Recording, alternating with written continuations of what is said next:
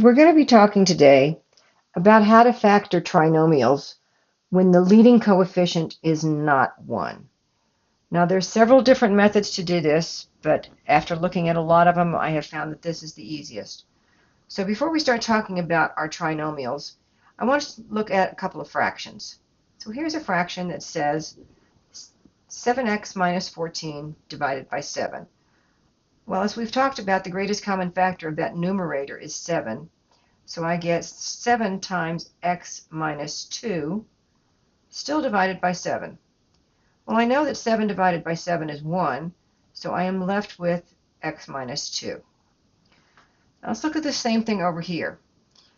I have two different binomials, and I'm going to look at a greatest common factor for each one. So if I look at that 6x minus 4, I know that 2 is a greatest common factor there. So I get 2 times 3x minus 2. Then with the 6x plus 21, I know that 3 is the greatest common factor there, and I get 3 times 2x plus 7. Well, I'm dividing that by 6.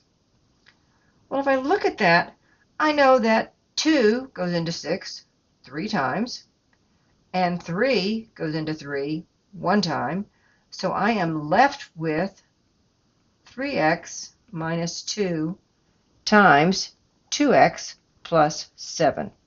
So this is just a way of simplifying fractions. We're going to be using that as we go to our method now. So here's my first trinomial. There is no greatest common factor here because 2, 5, and 3 only divide by 1. So I am going to break this down, and I'm going to look at the product multiplication of 2 times 3. Well, 2 times 3 is 6. So we're going to do the same thing we did when the leading coefficient was 1. We're going to find the factors of 6. Well, I need the factors of 6 that add up to 5. Well, I happen to know that that's going to be 1 and can't be 1 and 6. How about 2 and 3? 2 and 3 works, adds up to 5. So what I'm going to do is I'm going to say 2x squared with parentheses, and I'm sorry, 2x with parentheses and 2x. And I'm going to put my factors 2 and 3 in there.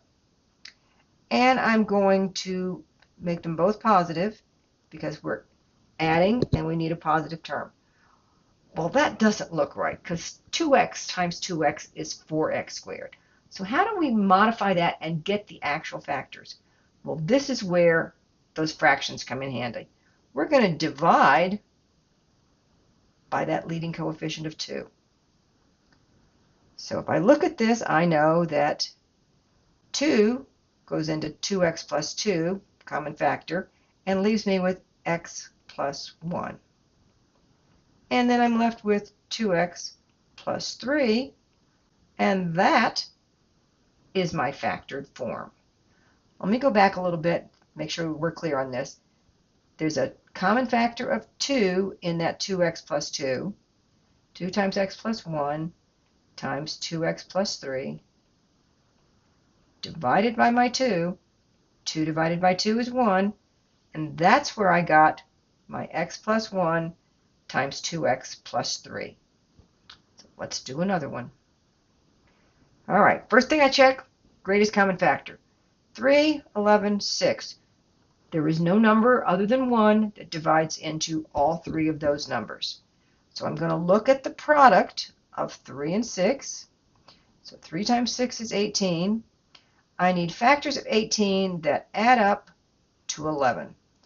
Well, let's see. 1 and 18 doesn't work. 2 and 9. Well, 2 and 9 works, so I'm good.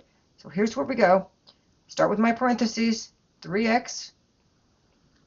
3x. Put the 2 in. Put the 9 in.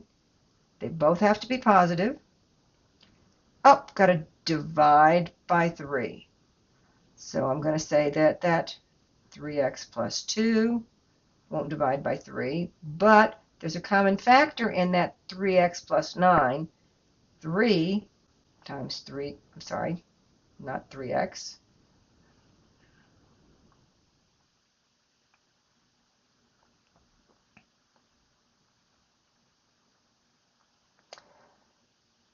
3 times x plus 3 divided by 3.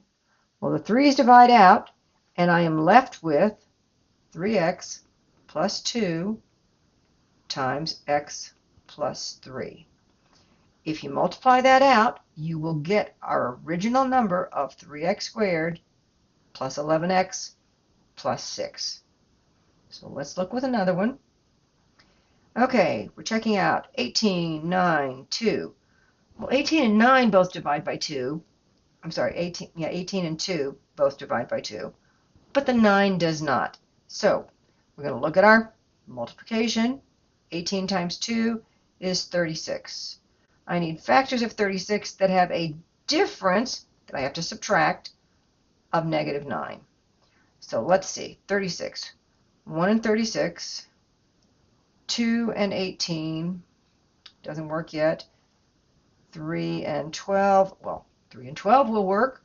So let's put those numbers in. So I'm going to start with my 18x, 18x, put the 3 in, put the 12 in. Well, I need more negative, so the 12 is going to be my negative, the 3 is going to be my positive. But I got to come back, I got to divide by 18. All right, so like in that first example that I showed you before, I can look at this and say, well, 18 and 12 do not divide by 18. 18 and 3 do not divide by 18. Well, let me look at the factors of 18. I'm going to try 6 and 3. Well, 6 will go into both of these numbers. So that's going to give me a 3x minus 2. 3 goes into both of these numbers, and that gives me a 6x plus 1. And that is my factored form. I think you will find this to be very interesting and not too difficult. So let's try to do a few problems now.